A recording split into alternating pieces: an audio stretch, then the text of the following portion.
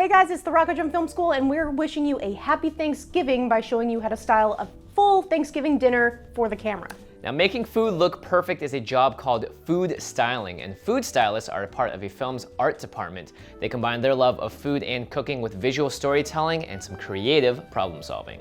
And that creative problem solving has made this food completely inedible.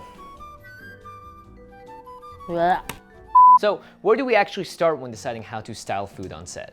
Whether you're making edible food for an actor to eat or pristine, perfect-looking food for the camera, there are 5 basic concepts that every food stylist needs to do and know. And our first concept today is know your story. Watch any film or a show focused around food and ask yourself what it represents. In Chocolat, chocolate represents passion and temptation. In Ratatouille, food represents creativity and joy. In Pushing Daisies, pies represent comfort, familiarity, and home. And in this scene of Lord of the Rings, food comes across as messy, greedy, and violent. Is the food supposed to look old-fashioned and homey, just like how a grandma would make it? Or is it supposed to look like an upscale luxury dining experience, as if it came from the kitchen of a modern Michelin star-rated restaurant? Which is why the next big thing on the food stylist checklist is know your audience. So a consumer who's looking for a natural, homemade-looking recipe is going to dislike photos of an overly slick, modern-looking plate. So how you present and style your food is actually going to affect how your audience feels about it, and then affect the scene and the story you're telling. The food! Third on our list is know the shot. You work carefully with the cinematographer and the director to know what's going to make the food look best for the shot.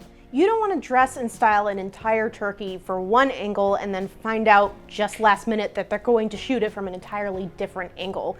Knowing the shot helps you be prepared. The next thing on the list, know the food! Which one did you look at? That one. Food stylists come from all sorts of backgrounds, from culinary school to cooking classes, food science or nutrition courses, or they're self-taught. But at the end of the day, all of them know how to cook and prepare the food they're working with. Before you prepare your food, do your research into the methods that people use to create this dish, and then find the one that's going to give you the best results for that dish. And that brings us to number 5, know your problems and the solutions. So a film set is incredibly different than your kitchen at home. Setting up a shot can take hours, and there's going to be hot lights blasting down into your food. So things are gonna melt, or they'll get soggy, or maybe they'll harden, or they'll get too oily. Basically, the food you prepare is gonna slowly die throughout the course of a shoot. So to combat this, food stylists have perfected many techniques and tricks to get that perfect look on set. We're gonna go over a few of them with these specific Thanksgiving dishes to give you an idea of the creative process behind every painstaking and delicious looking shot on these films and commercials. Keep in mind that we're preparing this food only for the camera and you guys back at home, and we're not planning on having any humans or actors eat the food itself. So let's get cooking.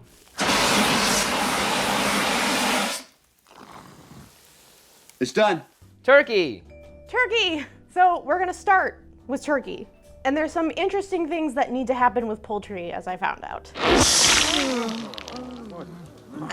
Here's an example bird. The color's really good, however, when poultry is fully cooked and it cools, the skin starts to wrinkle. You can see it on the top here. You start getting tears in the skin, it gets a little bit uneven. And for camera, we don't want that. All right. We don't want to do this to our turkeys. I'm gonna put this over here. Yeah, get that out of here. So the first thing that we need to start looking for is tears in the skin. We're going to fix those tears with super glue. So I'm gonna super glue this turkey together. Good luck.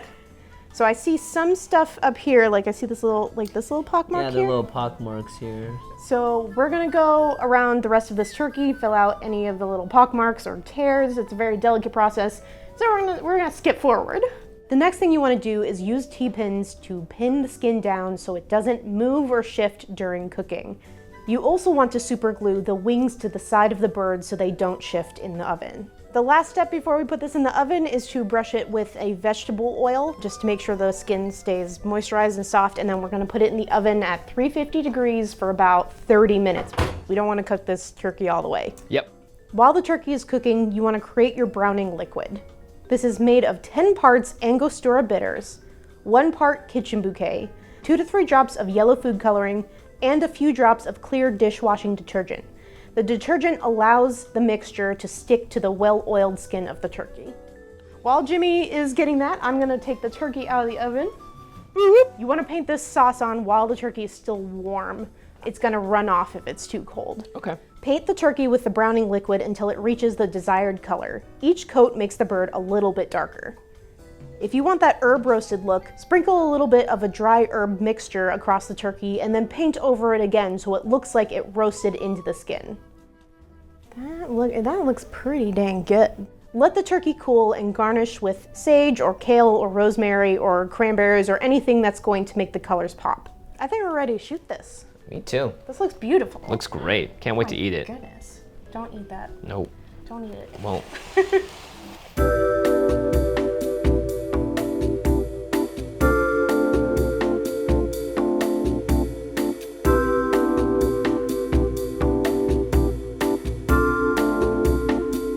Green beans.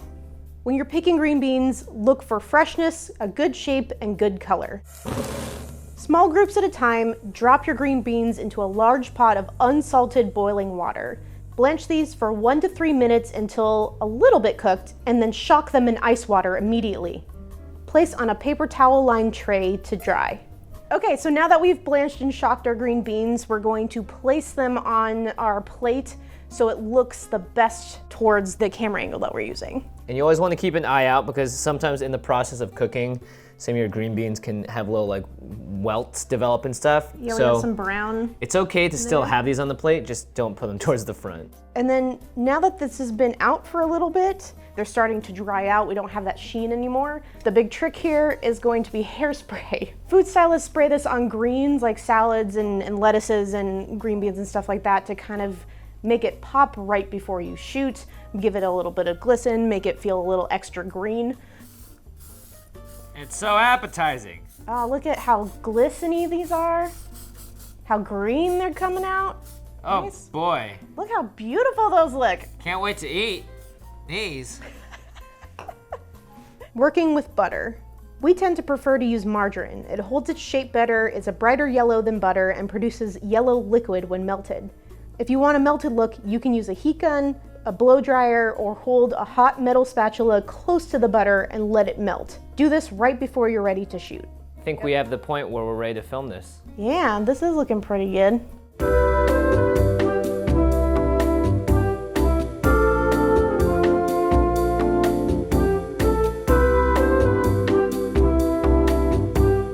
So now we're gonna move on to the mashed potatoes. What we are going to use is mashed potatoes, salt, pepper, and green onion, some more butter, and tampons. Tampons.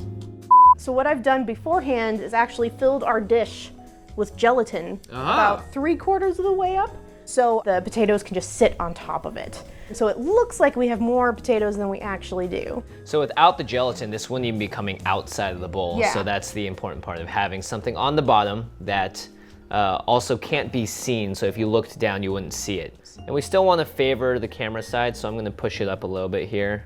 It's created, this back area has created a great place for us to hide the tampons, actually. Oh, perfect. Yeah. For steam, soak tampons or cotton balls in water and microwave for a couple minutes. Then hide them behind the food or inside it to produce the look of steam. Because right now everything's at room temperature, we don't want anything getting too mushy for the camera, so we have to add that kind of steamy element back in. Use tweezers to place the green onion slices. You can garnish with pepper and butter. Ready for some product shots? Yep, we're ready to shoot. All right, let's do it.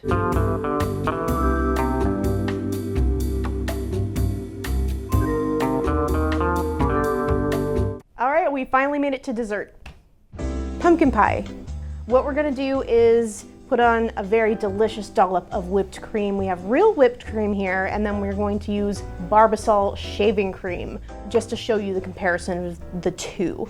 So the reason we have whipped cream and Barbasol is that whipped cream is actually meant to be refrigerated, and what happens over time is that it will melt. Barbasol, however, looks exactly like whipped cream and maintains its shape because it does not care if it's cold or not. And the cool thing about Barbasol is that it holds its shape so well that you can make a bunch of different dollops and have your director pick out his favorite one. I like that one. Thanks. So we've picked out our favorite dollop. Let's see if I can transfer this. All right, so the Ready Whip, unfortunately, we can't transfer as easily, so we just gotta kind of do one of those. It's already melting. If you want a darker look on your crust, you can brush soy sauce or kitchen bouquet onto it. Ah, it's a very similar effect to what we had with the turkey. And sprinkle with cinnamon. Let's a comparison here to see what the Ready Whip looks like, and you'll see why we decided to go with a Barbasol here. There you go. Hit me.